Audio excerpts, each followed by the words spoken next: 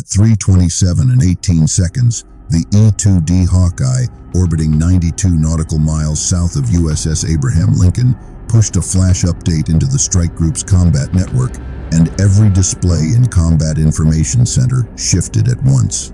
At 3:27 and 23 seconds, USS Starate's SPY-1DV radar classified 34 inbound contacts on bearing 041 at ranges between 119 and 133 nautical miles, while the carrier's defensive picture collapsed into engagement. Logic: 21 of the tracks were one-way attack drones, 7 were sea-skimming cruise missiles, 6 looked like cheap decoys, and that was the first clue. Trump's deadline to Iran was 4 hours and 11 minutes away, and the strike group had only 6 minutes and 54 seconds before the first tracks entered the outer missile envelope. At 3:27 and 39 seconds, the room believed it was seeing a hard but conventional raid aimed at Abraham Lincoln's starboard quarter. At 3:27 and 44 seconds, Lieutenant Commander Nora Hale, the strike group's passive sensor and electronic warfare analyst, realized the visible attack was only the outer layer. The first problem was visible. The second problem was the one that mattered.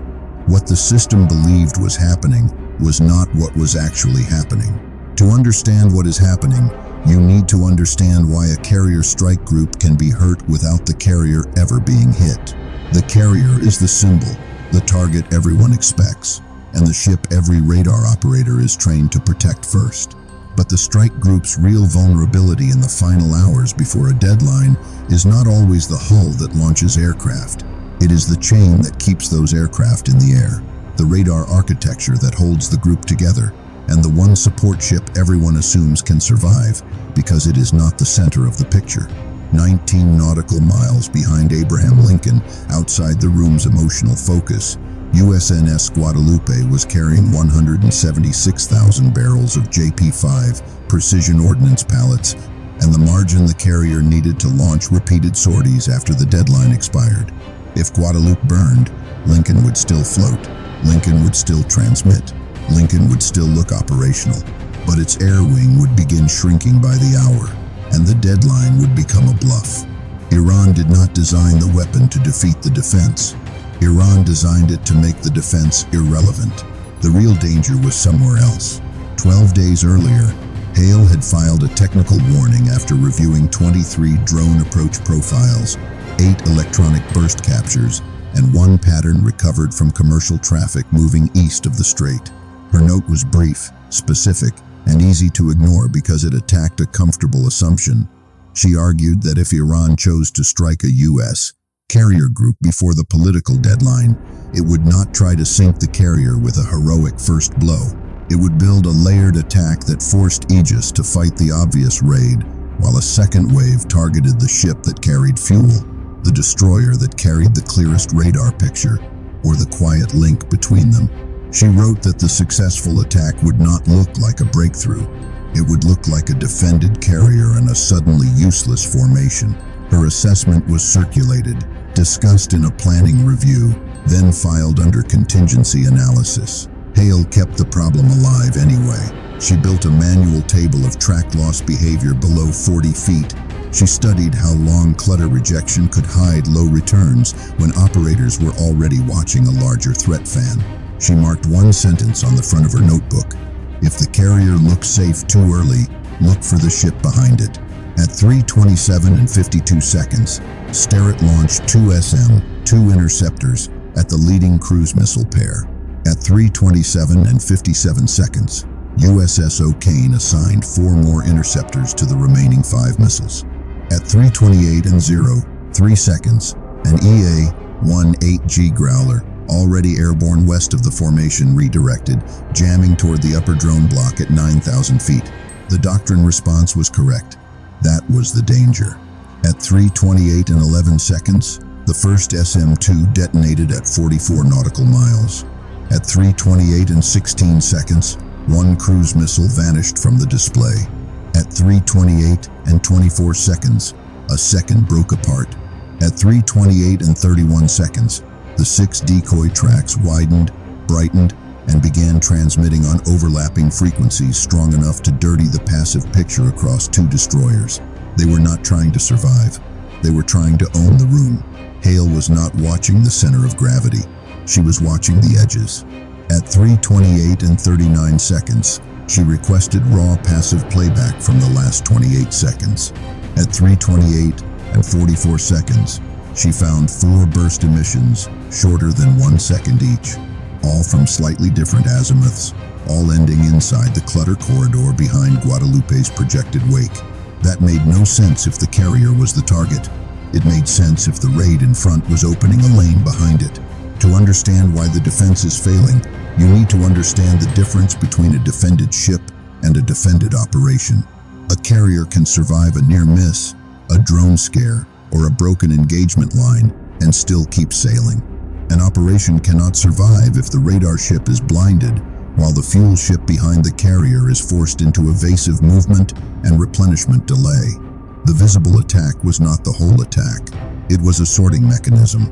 It sorted radar attention forward, forced missile inventory expenditure high, and created the one condition Hale had warned about: a defended carrier, an exposed support ship, and operators convinced the attack was already understood. At 3:28 and 53 seconds, Hale asked for Guadalupe's exact offset. The answer came back in 4 seconds. 19.2 nautical miles astern, relative bearing 187.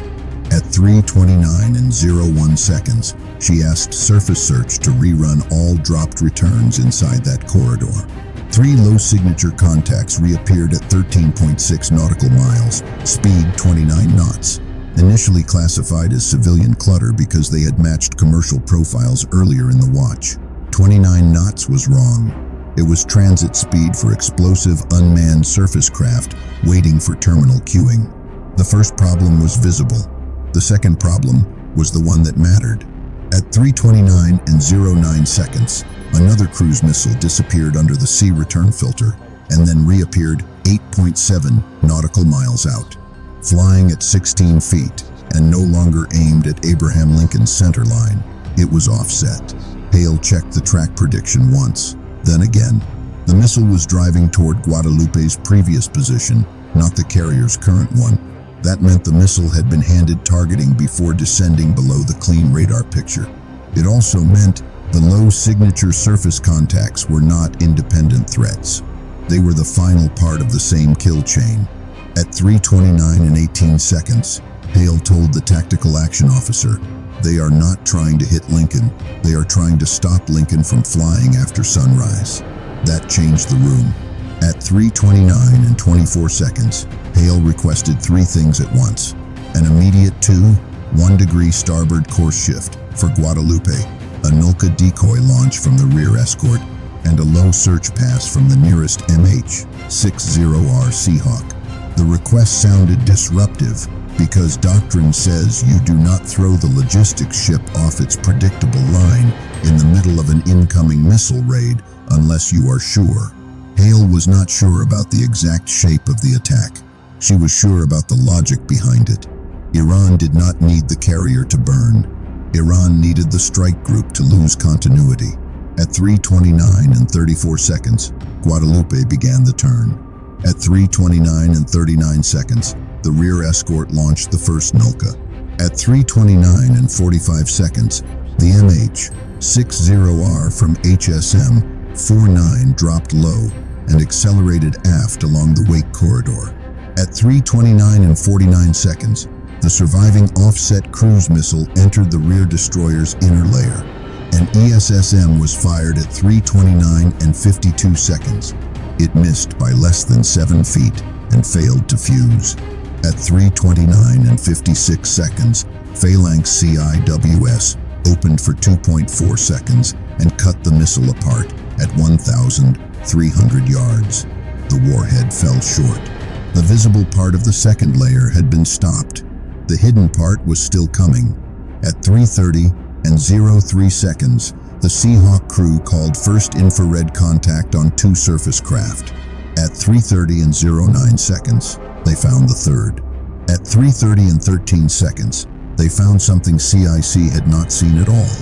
a low drone flying less than 60 feet above the water, 5.4 nautical miles from Guadalupe, using the surface craft as terminal relays and staying inside the worst part of the clutter line.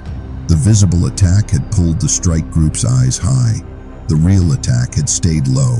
Hale's warning from 12 days earlier had been exact. At 3:30 and 20 seconds, the three surface craft accelerated from 29 to 46 knots. At 3:30 and 26 seconds, the low drone climbed to 71 feet, long enough to reacquire Guadalupe after the Oilers' turn, then dropped again. The room now understood the shape of the attack, but understanding and stopping are not the same thing. Guadalupe had 58 seconds before the low drone crossed its last safe geometry and the lead surface craft reached the Oilers' new wake line. At 3:30 and 31 seconds, the Seahawk asked for weapons release. Approval came 3 seconds later. At 3:30 and 37 seconds, the first AGM-114 Hellfire left the rail and hit the lead surface craft at 3:30 and 45 seconds, one gone. At 3:30 and 48 seconds, the second Hellfire destroyed the center craft. The third one kept coming because it was not the most important weapon in the lane. The low drone was. What the system believed was happening was not what was actually happening. The boats were the pressure mechanism. The drone was the precision mechanism. At 3:30 and 56 seconds, Hale called for a 7-second emission cut on Starrett's forward sector and a 13% power increase on the aft escort surface search set. She was not trying to hide the formation. She was trying to move its electronic center of mass. If the drone was using passive terminal logic, it would drift toward the brighter false geometry long enough to expose itself. That was the one variable Iran had not fully controlled. At 3:31 and 03 seconds, the cut began. At 3:31 and 06 seconds, the low drone shifted left by 5 degrees, then 9. At 3:31 and 09 seconds, it climbed from 43 feet to 88 to reacquire the altered signal picture. At 3:31 and 10 seconds, the Seahawks crew had a clean line and opened with door gun fire, not to kill it, but to force it higher. At 3:31 and 12 seconds, the drone climbed to 126 feet. At 3:31 and 13 seconds, the aft escort's phalanx found it. At 3:31 and 14 seconds, the gun fired. At 3:31 and 16 seconds, the drone came apart 1,100 yards wide of Guadalupe's shifted course line.